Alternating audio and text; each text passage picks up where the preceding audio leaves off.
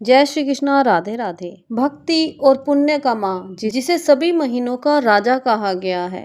कार्तिक मास भगवान विष्णु, श्री कृष्ण और माँ लक्ष्मी को अति प्रिय है। कार्तिक मास में किया गया स्नान, दान, दीपदान और हरि नाम संकीर्तन कई गुना फल देने वाला है। कार्तिक मास के विषय में एक बार स्वयं ब्रह्मा जी ने नारद जी से कहा कि कार्तिक मास भगवान विष्णु जी को सदा ही प्रिय है।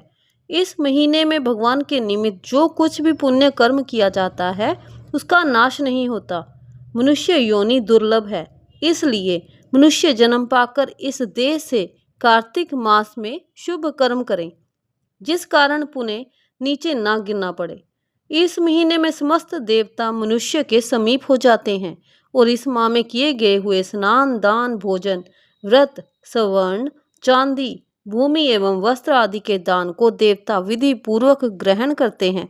भगवान के उद्देश्य से मनुष्य जो कुछ भी कार्तिक मास में दान देता है उसे वह अक्षय रूप में प्राप्त करता है।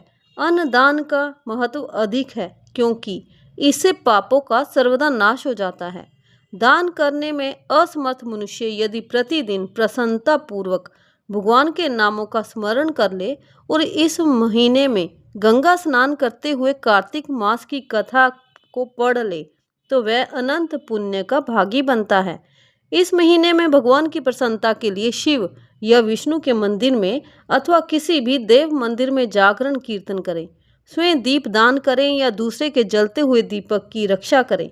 तुलसी और आंवले के वृक्ष को भगवत स्वरूप मानकर उसका पूजन करें। कार्तिक मास में भूमि पर सोने वाले के पाप युगों युगों के लिए नष्ट हो जाते हैं।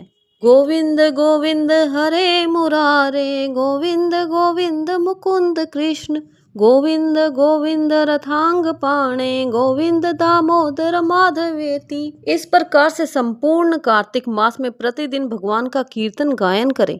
जो मनुष्य कार्तिक में प्रतिदिन गीता जी का पाठ करता है उसके समान कोई भी पुण्य नहीं है।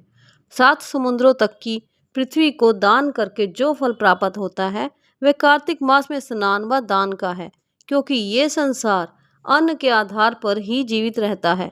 अतः कार्तिक में अन्न दान सर्वश्रेष्ठ कहा गया है। श्री राधे राधे। गोविंद गोविंद हरे मुरारे, गोविंद गोविंद मुकुंद कृष्ण, गोविंद गोविंद रथांग पाणे, गोविंद दामोदर माधवेति।